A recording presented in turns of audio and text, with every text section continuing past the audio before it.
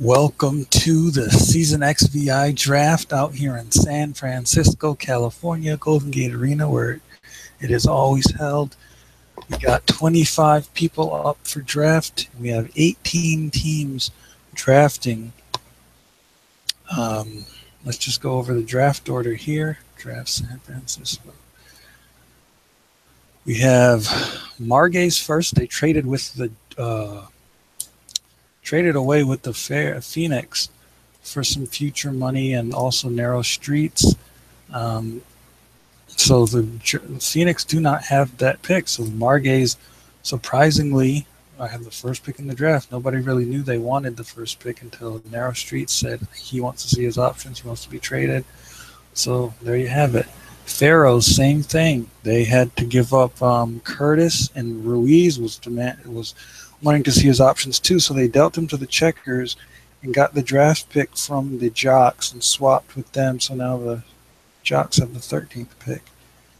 Checkers kept their pick, but they also got Ruiz there, and a lot of people are saying they're about to make the smartest moves in this draft, in this offseason. Still have Sven. They still have Tom Middlestein, the nice rookie from last year, combine winner. Now they're about to get the third pick in the draft. It could be, we'll get to the draftees later, but could be they're getting Hamura, a great all-arounder. Gerst up there with them. You have the Skylarks also traded up. So it's going to be interesting to see, the mock draft has them taking Vega or Assis, the young guy from Mexico. So it's really going to be, they parted ways with Elios, which was an aging guy. So everybody was talking about when are they going to transition? When are they going to transition? They need to start thinking about the future. They can't just keep this high-octane team going year after year. But so they finally parted with Elios. They're probably going to go all in for Potts, who's also looking at his options. They need the money for that, though. So they have the fourth pick in the draft. If they go with Vega, they're trying to win now. If they go with Assis, they're going for the future. Silverbacks also traded, swapped with the Captains. Captains not really interested in this draft. They really haven't been interested in drafting since their inception last year, famously trading away their pick to Travis, for Travis from the Gold, so the Gold could get Kareem Hakeem. Nobody's sure who won that trade yet. 6, you have the Dragonfish. 7, Reapers. 8, Interceptors. Dragonfish again. They got a pick from the Sea Dogs last year.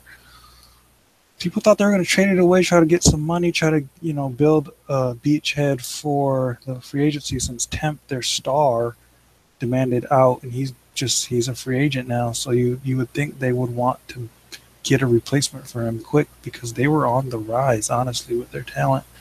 But no, they're holding on to their draft picks. Some are saying they might try to sell their draft picks after they draft them, but that remains to be seen. The Gold, usually always making moves, switching things around for the draft, but this year they stayed put where they were. They want their guy. They know, all eyes are on Obama. Nobody wants him as much as they do, and there should be a clear path to getting him. So same with the Dizzy Devils with pick 11, DeGarmo, the best arm coming out of the draft. Nobody wants him. Nobody wants to touch him right now. He's a B grade, good chemistry. So it's just really interesting that nobody's really touching him. But Dizzy Devils happy where they are. They got a really good bargain or steal. Maybe it won't be a steal. You never know who's going to go. That's why you do the drafts. You never know who's going to fall or rise in the draft. It's going to be really interesting seeing this happen today. Captains, they have, they swapped for the pick for the Silverbacks. Re-signed, by surprise, they re-signed 2 of their worst players before the draft began. Surprising. They could have easily gotten rid of, well, Brantley's not terrible, but Glenn Davies doesn't give you any value, but they re-signed him. Tried to get him for $1 million, but they got him for $2 million. I don't really understand what they were trying to do there. If you're trying to save money, do not sign for more than $1 million. He's not worth it. But some are saying they're going to go back on the deal and try to maybe replace him with this draft pick. Jocks at 13. The Jocks, they have who do the Jocks have? I think they just got money from that deal with the Skylarks.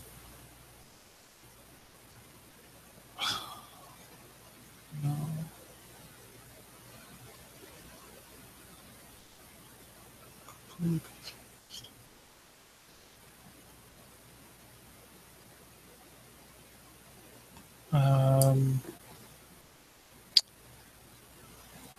No.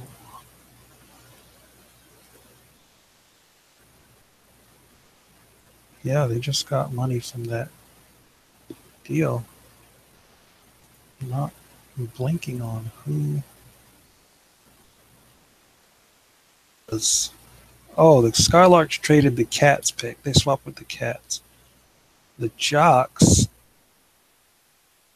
I think it was just a money deal for them.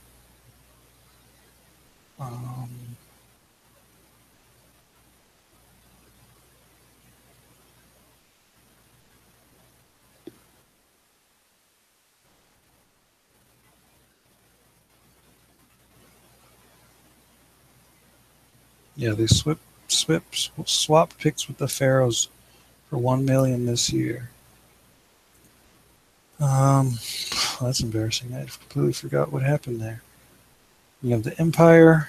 They're looking for if Accardi is able to fall that far. They like him, but I don't think it. Diamond's not really looking for a draft pick. They're really just trying to strengthen their roster and do a little bit of gymnastics in this offseason to get back to the championship. Still got Lyons and Sebastian. They might let go of Hansen.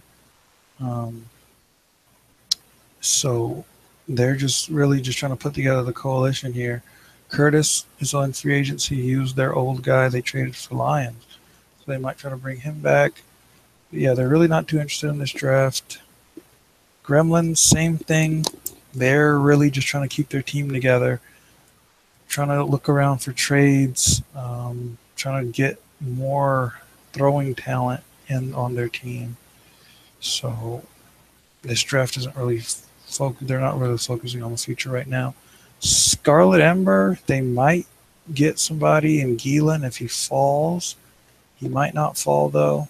If not, they're really iffy on this draft. The Cats, really keen on Robertson. He was the best.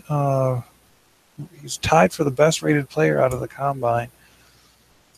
He was on the USA team, but they traded down, way down, pretty much sold the house to get Elios as Osonio left after his contract ended in the offseason. So the Drift really, it'll be interesting to see if they keep their guy or not, or if they're going to try to go all in and take advantage of what some are calling a weaker South with the Skylarks and maybe looking for the future. Everybody's going to be gunning for that second position behind, obviously, the Toros. 19th pick is the Margay's old pick. Don't expect them to sign this guy. This is just, they couldn't get any value for it, so they had to keep it. Toros, they love Vega, they love Assis, they love the Mexicans, but there's a possibility that Assis falls all the way to 18. The young whippersnapper, he's 20 years old. Everybody else here is either 21 or 22, mostly 22. So 20 years old, he has a lot of upside on him. But so it'll be interesting to see how far Assis falls. Whoever gets him, if the Cats can get him late, expect him to sign him.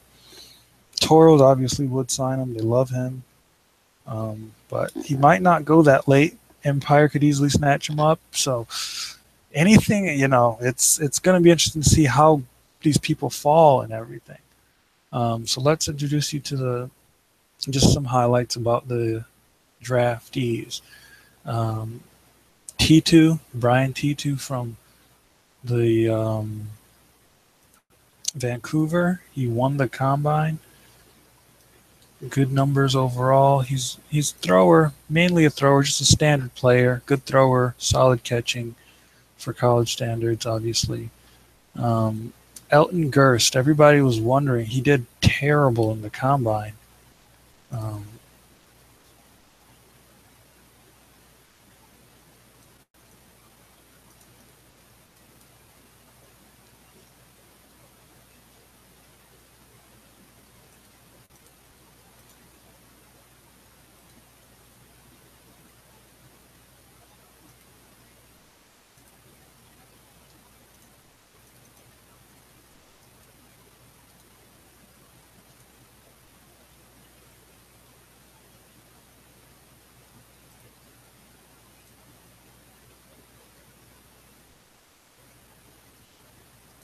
anyway,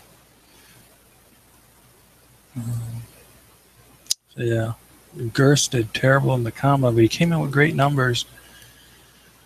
He went down 8 points from the combine. It's not what you want to see. Rounder, solid all arounder, could go high. Accardi, this is interesting. Accardi, he's a younger guy, he's 21. He had a terrible combine, but because of his A rating, his good grade, his young age, he went down 8 points from the combine. He didn't have a good combine, but he could go first in the draft. 80% chance he goes first in the draft, which is kind of crazy. Um, who else? Itaku Himura, all arounder, gonna go high in the draft. He led the out of college. He was the best player. Combine spoke a little otherwise. He lost a lot of points from the combine. Best Dodger coming out of the combine. One of the best catchers. So he's more of a defender. Spoon, for the longest, he thought he was going to be number one, but Phoenix traded for that pick, and now he's just kind of hanging. Silverbacks might get a great deal for him. So, who else? And last but not least, well, we're going to do Nathan Assis, Mexico, young guy. We already talked about him. Steven Robertson, he was out of last year, the beginning of the college season, he was by far the best player. He's been on the USA team. He's done all the accolades, but people are wondering how clutch he is. He didn't really come through in the championship game last year versus the Diamond City University. And people are wondering, can he be that leader? People aren't really saying it. Valerio Vega, obviously last but not least, he won the combine. No, he didn't win the combine, but he's the best certified player out of the combine.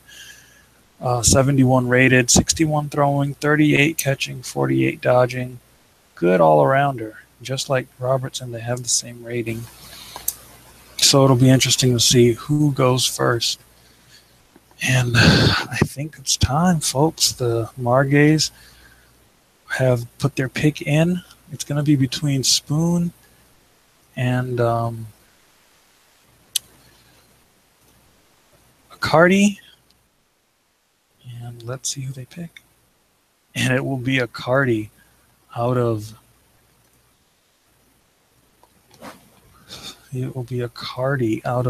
Wheatfield.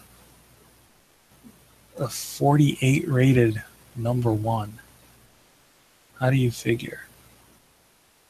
That's just how it is. Cardi out of Wheatfield. And up next is going to be the Pharaohs.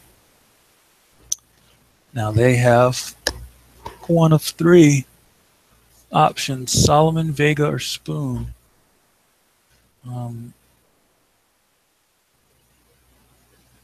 So 50% chance for Solomon, 33 for Vega, 16 for Spoon. Be interesting to see what happens. And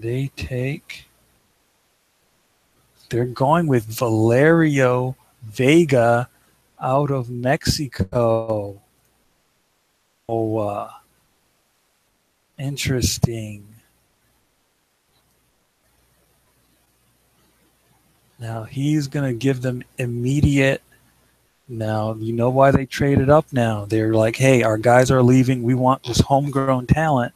And I didn't mention before, but the league implemented a new policy this year where the draft picks have automatic contracts for 2 years with an option, a team option after year one to either re-sign or just let it dry out.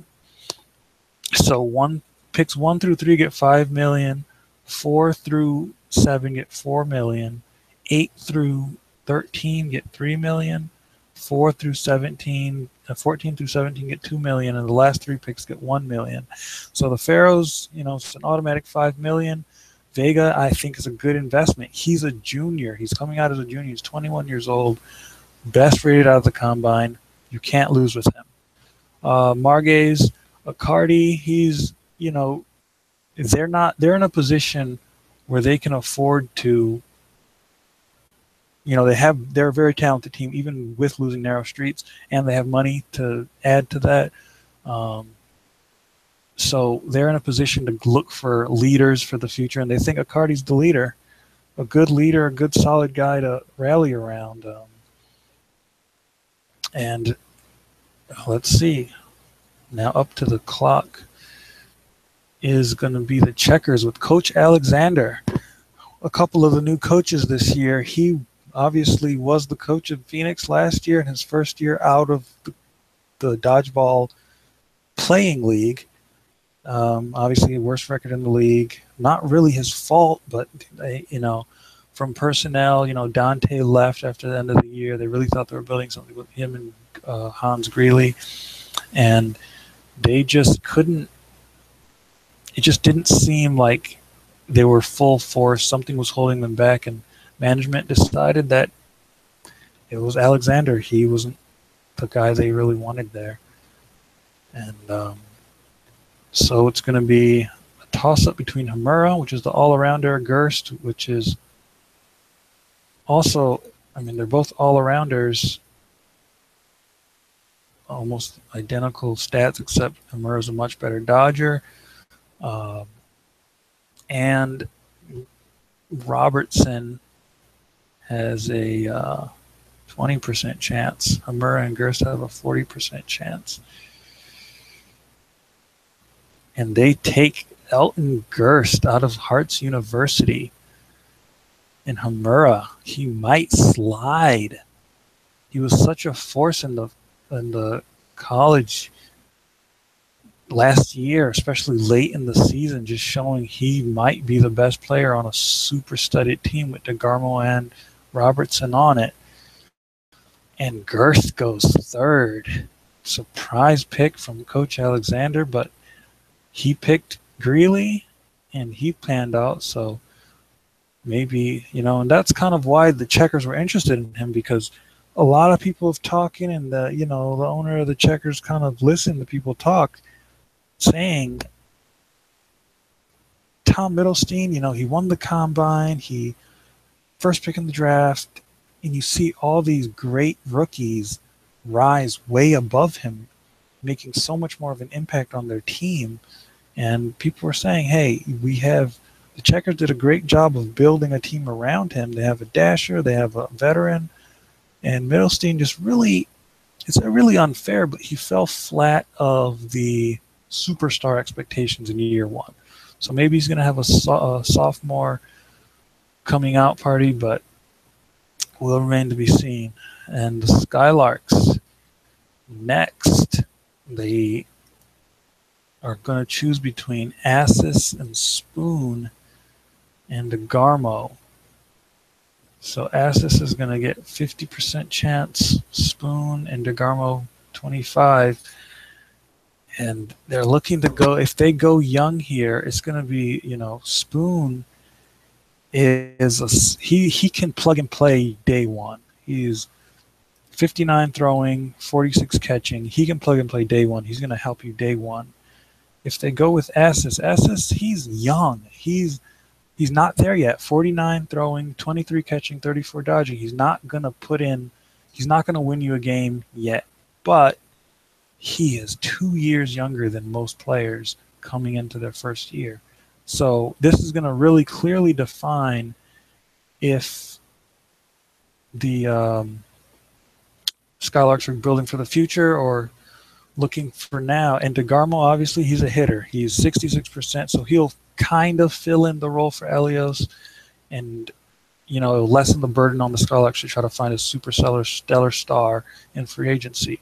So let's see what they pick, and it will be, they're going for Spoon out of the Ancients.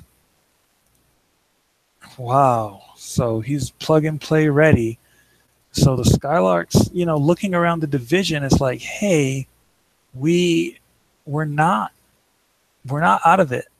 We're not out of it. That second spot in the South is wide open, and there's no reason to be,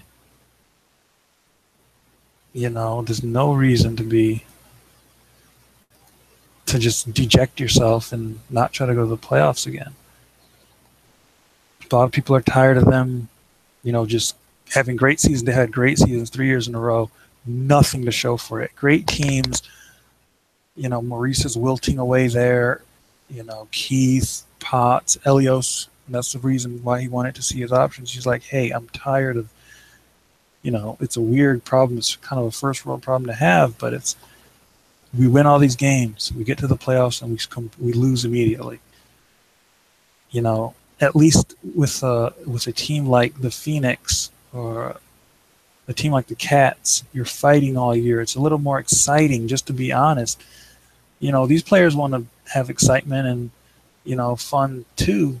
It's a journey for them just as much as anybody else. But yeah, the Skylarks making the decision to keep pressing, and that's really commendable.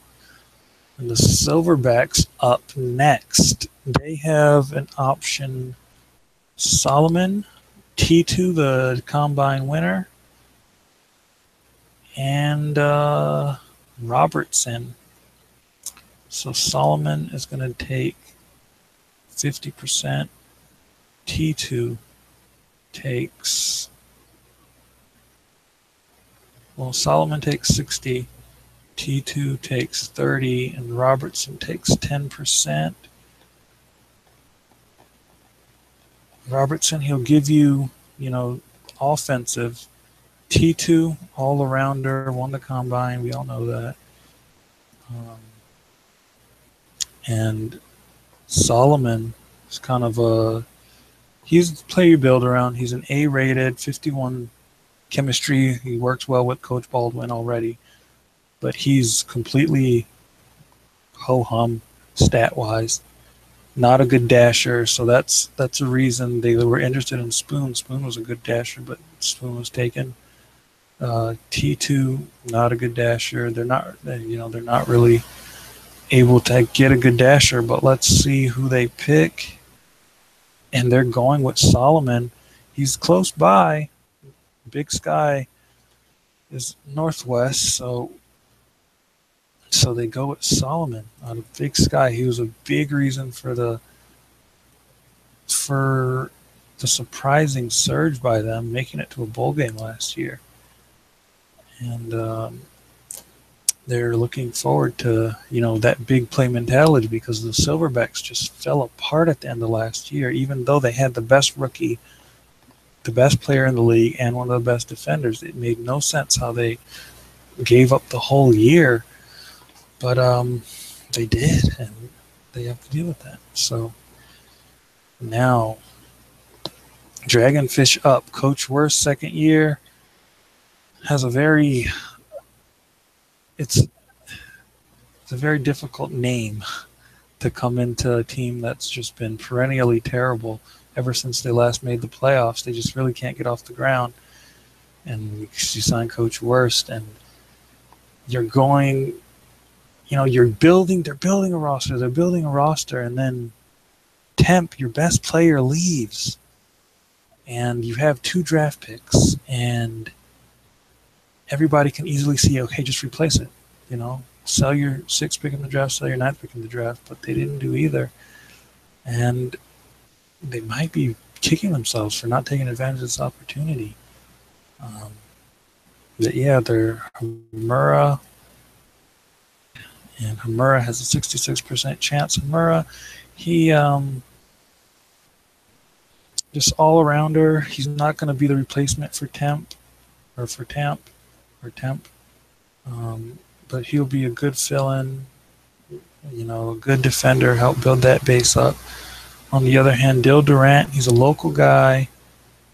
Um, he's also a defender, so their options are pretty much defender or defender.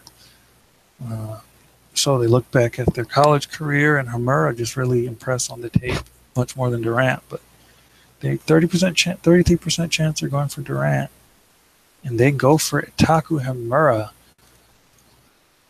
called the best player out of college by Dodge Magazine. And they bid on it. Now they have their work cut out for them. How are they going to get a decent thrower to replace Temp? There's a big gaping hole in their strategy there. So, Reapers, Coach Benton in the second year. With the Reapers, the Jason and Miller show, with Harry Harper being outspoken about just kind of how stagnant they've been. He's on the trading block. Who knows what's going to happen with them, but they've just been year in, year out. It's just been the same story. Super hyped coming into the season, always highly rated. They won the preseason tournament a couple of years ago, runner-up last year, and they just absolutely fell apart. They were, I think they were 5-2 going into the run to the playoffs, and they just couldn't scrap anything together. And it was really embarrassing for them. So they're hoping to shake all that off, and they're looking for T2, the combine winner, or DeGarmo, or Obama.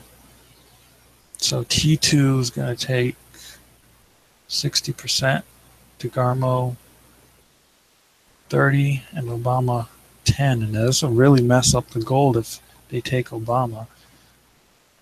Reapers may be looking to replace Harper if they're planning on selling him, but Reapers really have a solid team. I mean, Miller and Jason are great complements to each other. You want to find that. You want to find your hardy defender, that's Jason, and then your ardent leader and offensive guy, Miller.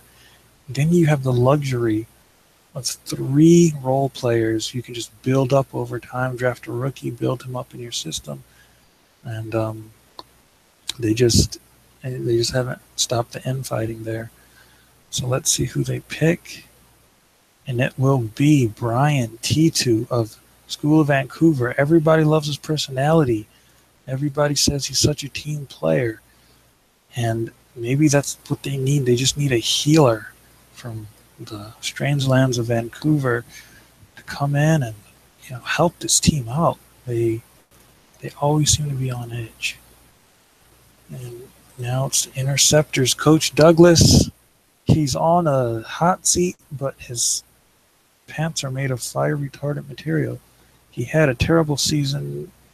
Everybody thinks he's mismanaging such a talented group of players, but management loves him. He went undefeated. He won them their championship. He's been to 2 championships.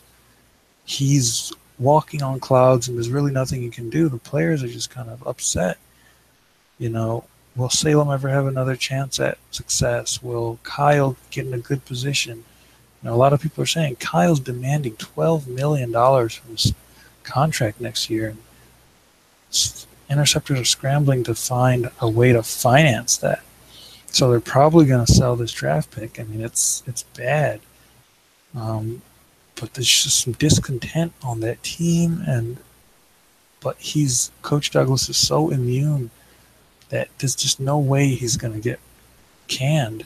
And it's a terrible condition. But the Interceptors, before Coach Douglas, you have to remember, they were a laughingstock. Nobody had retired from the Interceptors until they won their first championship, and that was in year That was like the 12th season of the league, where the first retiree came from the Interceptors. Everybody would start their career there, leave, find success.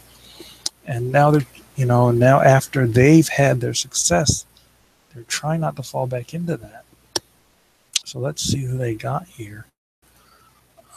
So Assis is up, and Dreesen is up. Haven't talked too much about him. Dreesen from Big Sky, also a compliment to Solomon, who was a big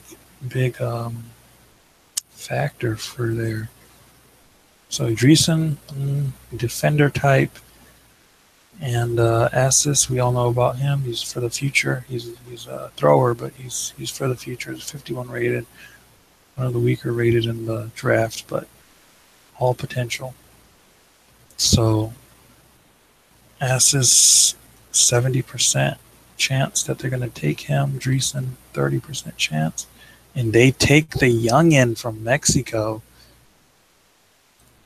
with the 8th pick in the draft.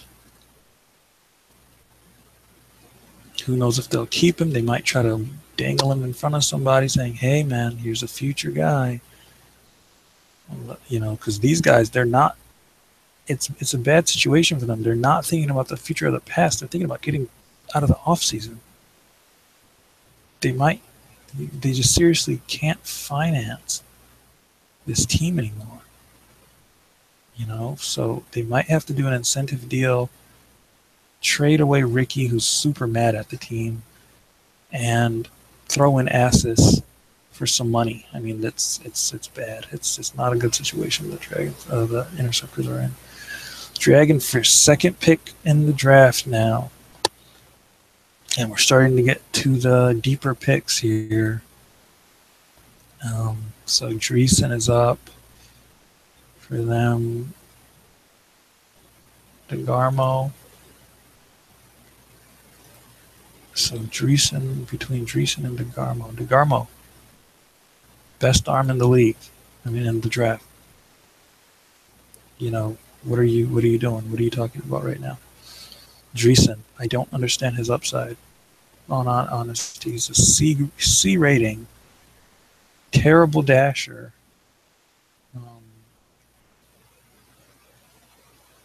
He's a defender, but they already have their all-arounder, so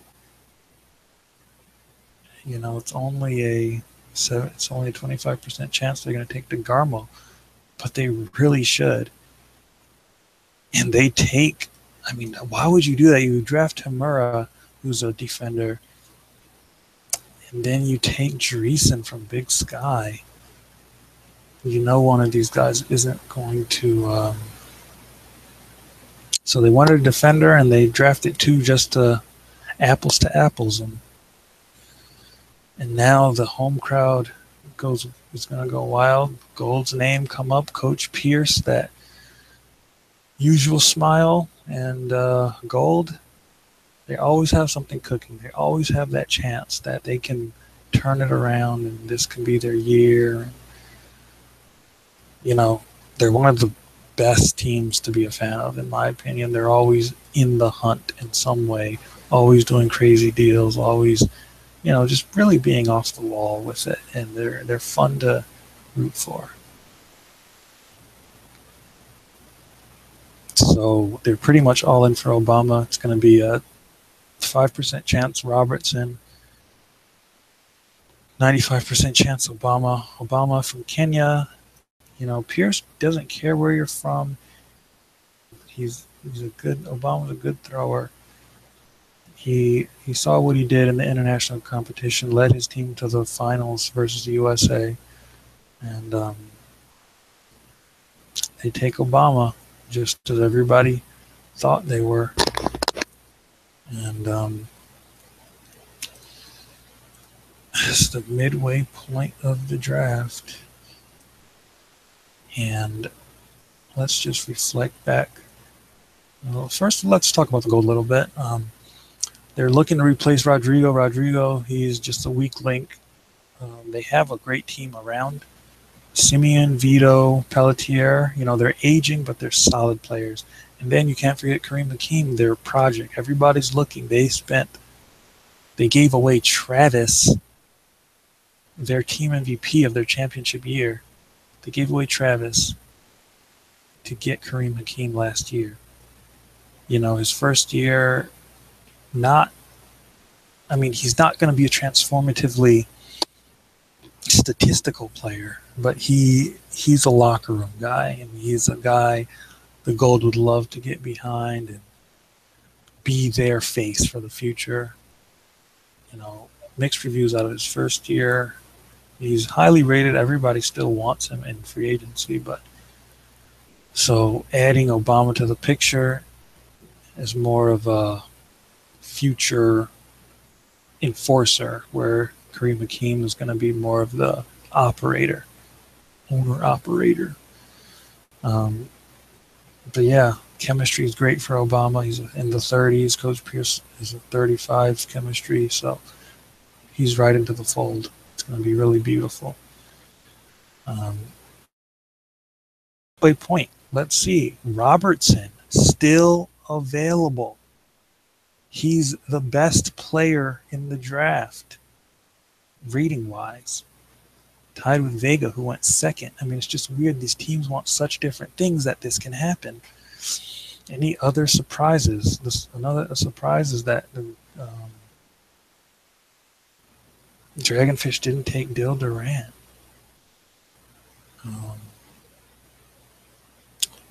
So on the hot board, Dil Durant, DeGarmo, you have Robertson.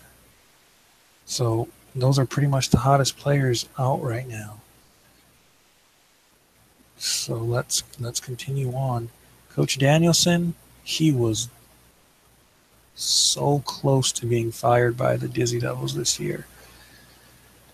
He's had such a talented team for a number of years, and they just haven't been able to put it together.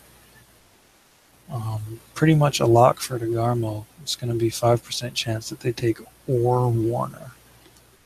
But DeGarmo's going to give them, they need that. Their biggest problem is they have the best defender in the league by far, McFadden. Ali Cougar he's a fine offensive player, but he's so vulnerable. He just gets out really quickly. And they have nobody to cover the spread. And that's what killed them down the stretch and prevented them from going to the playoffs. And so DeGarmo, perfect, lands in their lap. Nobody, a couple teams sniffed at him, but nobody, they didn't think anybody was going to take him. They were proven right. So let's see if they shock the world and actually go with Warner, but I don't think so. And they take DeGarmo.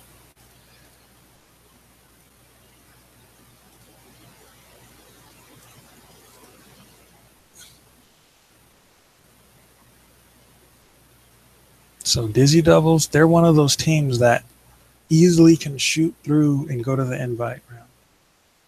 With the North Empire just really kind of crumbling right now with all their player contract issues. Margay's took a big hit with Narrow Streets wanting out. He was pretty much their team MVP. It's a controversial statement to say with Pascal there, but he was pretty much the team MVP. He bolted from the team. So the North is wide open. You got the Sea Dogs, not even in the draft, but looking great. So the Dizzy Devils are looking around saying, if we make one move and get one big player to get that second arm in, like a temp, or you get DeGarmo and that guy with a low pick, so you're only paying $3 million for him, so you're still able to have enough money to get a top-notch free agent. So the Dizzy Devils can be really formidable this year. Now we go to the captains, who they really don't care about this draft. They have, who knows their plans. Coach Hurst is a disciple of Ramos. He's hard to read. What does Hurst want? why would you sign those terrible players at the top of the free agency period or the top of the off-season period? What does he want? It's just a very just mysterious guy. So they're looking at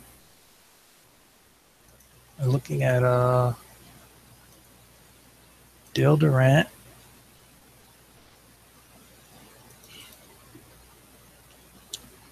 Looking at all these players are taken.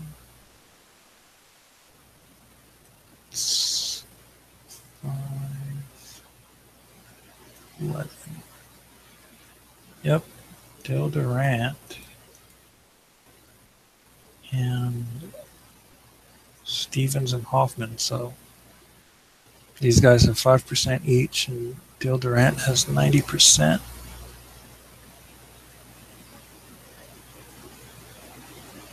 And they're taking Durant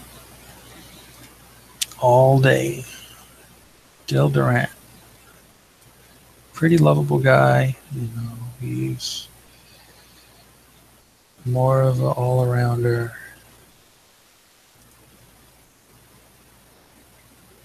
Just, he's kind of a success story. He best catcher so that's that's plug and play. A 50 catcher, that's plug and play material. You can get value out of him. But yeah, he came from, the Pentagons had 4 seniors on their team this year, and they were all pretty bad. But Durant rose to the occasion, barely made the cutoff for the combine, and then got himself in good position, and he's going 12th. He might end up on this team. Might be replacing Glenn Davies. So, let's root for Dale Durant. Jocks, Coach Riviera. He's the most winningest coach in league history. He, let's see what he's got up his sleeve. For the Jocks, they have a lot of money. They are the bank of the league. Everybody's in financial stress. They're looking to make a profit here. They're kind of buried down in the north right now. So, Riviera, he's kind of a guy that looks ahead. So they could sell a lot of what they have now and just reap rewards later once their players mature. So let's see who they want. Robertson. They're probably going to go with Robertson.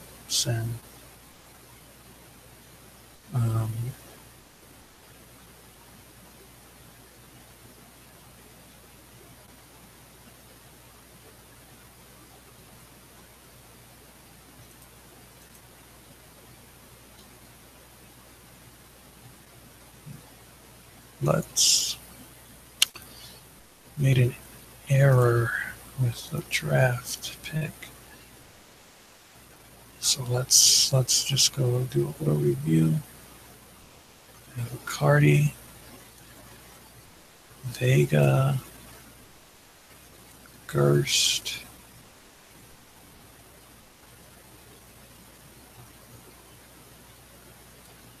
Spoon,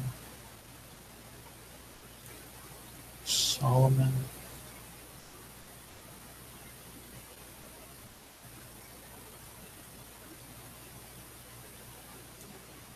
Hamura,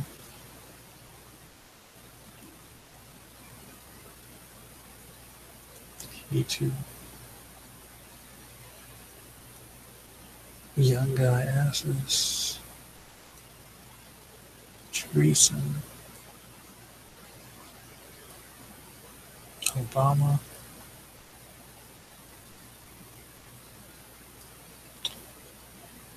DeVarmo,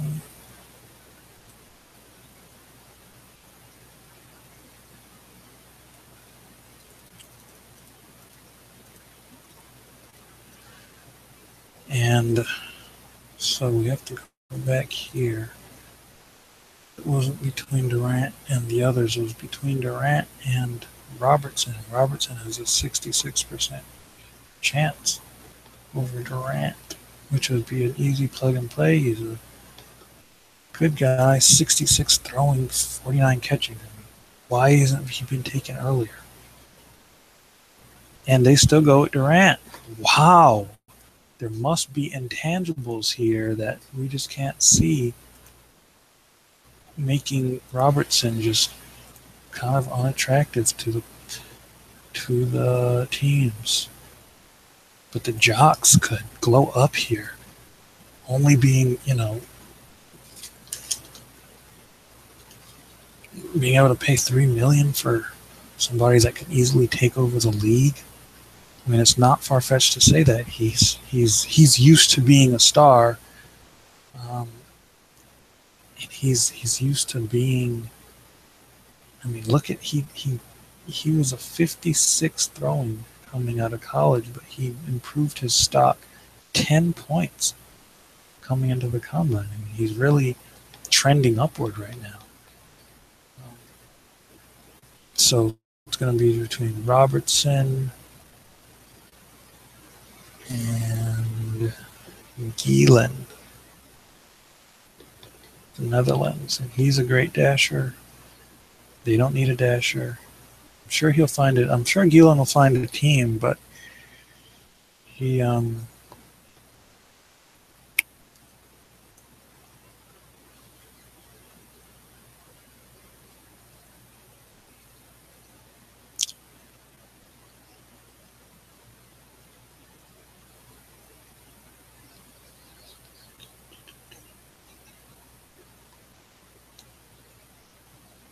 so yeah, Gielen has a 5% chance. They're pretty much going to have Robertson here.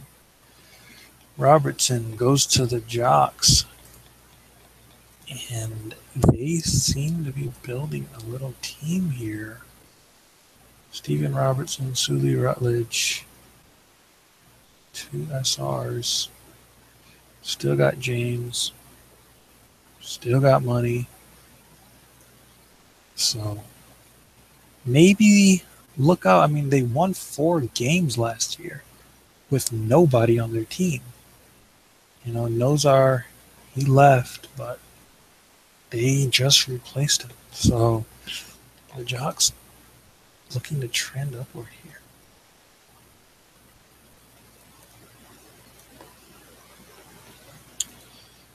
Empire, Ramos and the guys. Everybody was talking crazy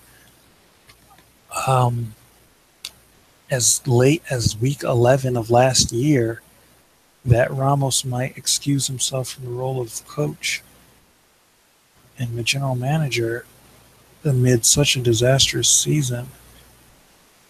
But, that miracle against the Checkers happened late last week of the season. Nobody had the Empire on their radar to go to the playoffs.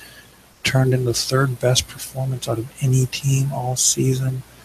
Beat the Checkers, zoomed ahead of the Sea Dogs and Dizzy Devils, and then proceeded to beat the brakes off the Margays in the North Division game, and came within 1 set of derailing the Toros' perfect season.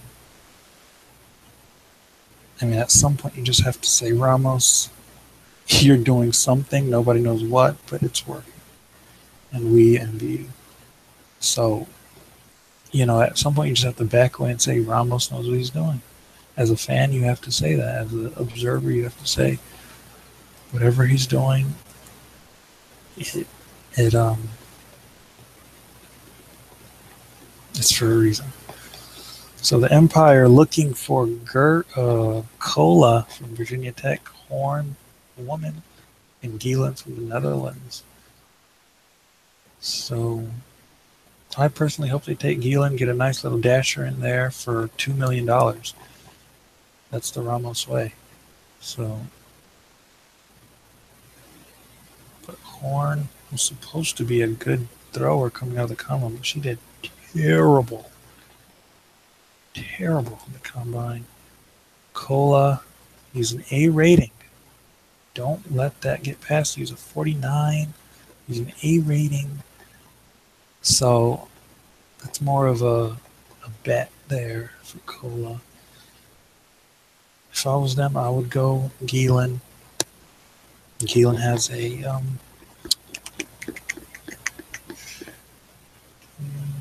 16% chance. So let's see. They go for Horn. You know, the Empire are pretty notorious for not signing the draft picks, so I wouldn't get too excited for the ma'am out of Adam Xavier. But they Empire just look like they're having a fire sale right now. It's not looking pleasant. They're probably gonna have to just bite it this year. You know, try to get some cap back, but we'll see. Diamond City, Coach Regan dealt. They have a lot to deal with, you know. Everybody's kind of surprised that they want to put Capley on the trading block. He was their unlikely hero through their playoff run. Great game against the Gremlins, great game against the Pharaohs, and they just put him on the trading block. So it's like, hey guys, what are you doing? So, but Regan's been there a long time. He's been very, very successful, and they might just draft a local guy. They got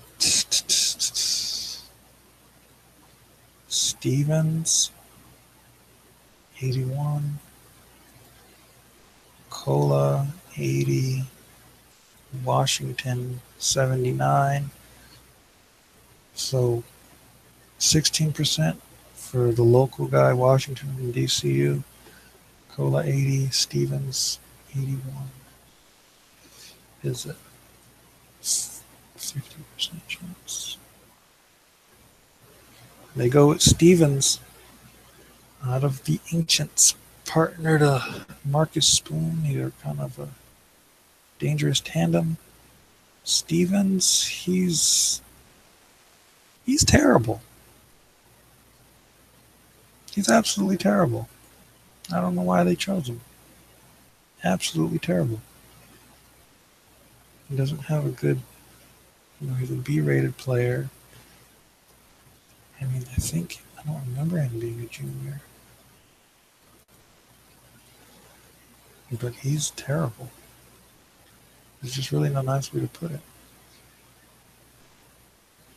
Oh yeah, he's a junior, so they're expecting to glow up, but they might not even sign him. So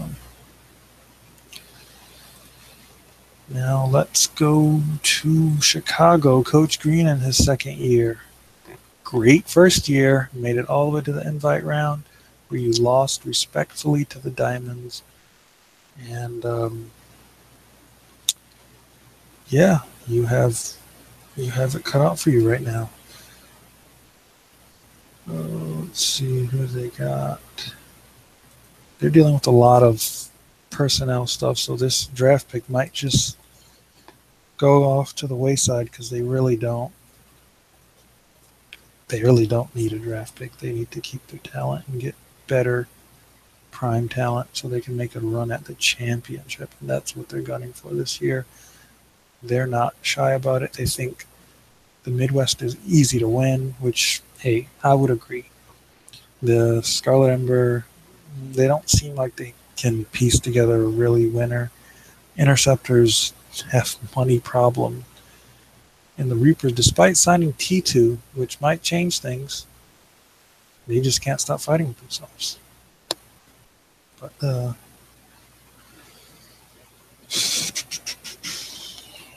let's see.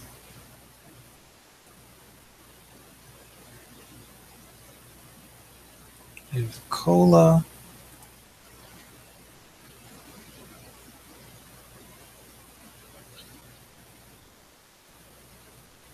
Hoffman, Gielan.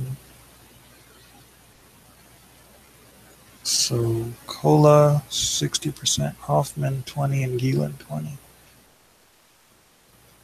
Probably not going to sign any of these guys. So they go with Cola from Virginia Tech, teammate of Tony Mills last year at Virginia Tech. So That's something. I'm sure he's not going to last, but that's an interesting connection Green has to my alma mater.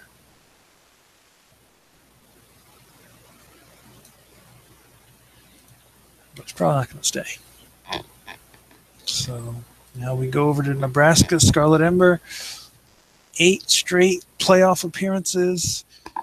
You know, people just wondering how long can you deal with this contentment of a successful organization? You know, that's the beast of competitive sports, is like only one team is happy at the end of the year. You know, the only other happy teams are the teams that had no expectations coming into the season and did okay, but they 8 years in a row, one championship appearance. So many first round exits. They just can't get over the hump. They can't get over themselves. And Jack's starting to have some egg on his face. It's like, hey man, you can't. You're not stepping up. And and Jack's the type of guy. He's already won an MVP. He was the rookie MVP. He was the first player to win a rookie and season MVP. Been to a championship. So Jack's in a position where he's looking at legacy right now, and he needs that clutch game. He needs that clutch season. He needs that clutch moment in the playoffs. You know, and you just can't name one because he's on a great organization, and they've given him all the chances that he needs, and he hasn't, in my opinion, he hasn't taken them. So Gielan, Dasher, still out there. He's way up on their list. They were hoping for that. So Gielan is probably going to them. Who else? Gielan.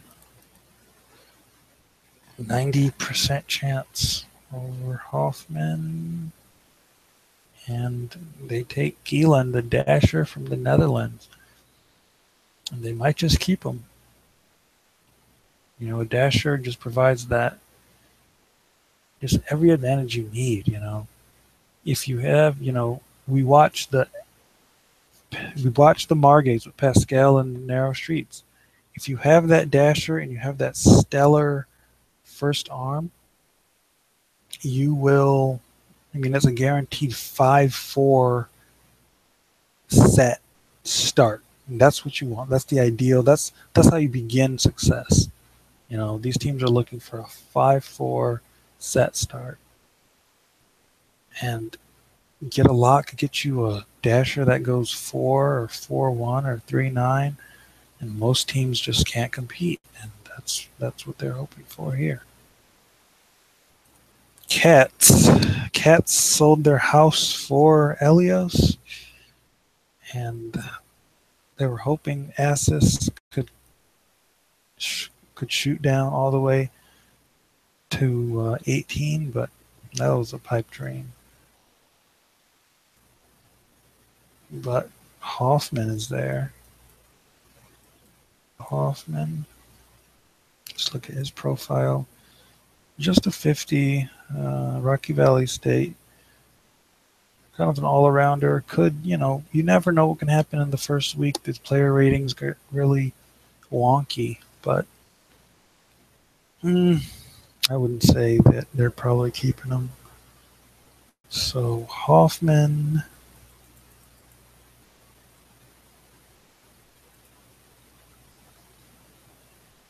It's Hoffman or Britton, and Britton has a 7% chance.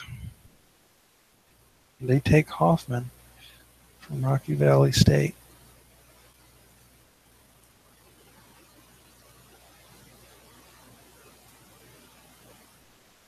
Now, Margay's second pick. Pretty much a coin flip. They don't really want it. Well, they like Orr Warner.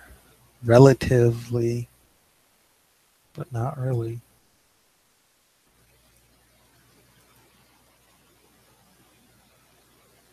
Warner, Britton.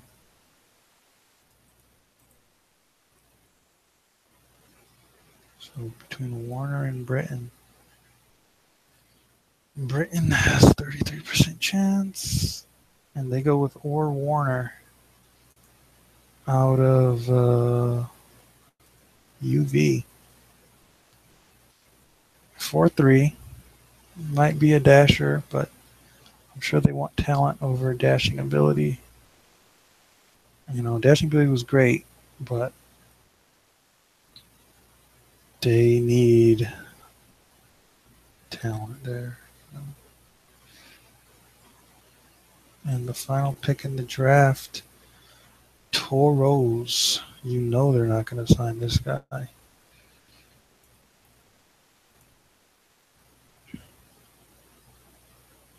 They like Berman.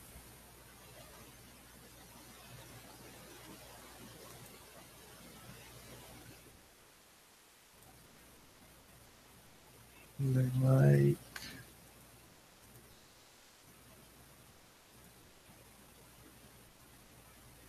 so between Berman and Britton. Final pick of the draft. Britton's gonna get 10% chance. And they take Berman from the Diamonds. It's surprising that the Diamonds did so poorly in this draft. You know, the Diamond City University when they were runner-up in the championship, but all three Dizzy Devils were drafted, and yeah, it's been a nice draft. Surprising to see Robertson falling to 13th. I mean, that's just plug and play right there, and he falls to 13th. Estes, I didn't think he would go that high. Vega, Pharaohs, did you expect them to take him? I thought they were going to go more for the future. Both the Pharaohs and the Skylarks pulled the trigger on somebody that can help them out now. They're not done with chasing the dreams. Margay's might be, honestly. But yeah, that's the draft. And, you know, tonight some of the teams are going to pick their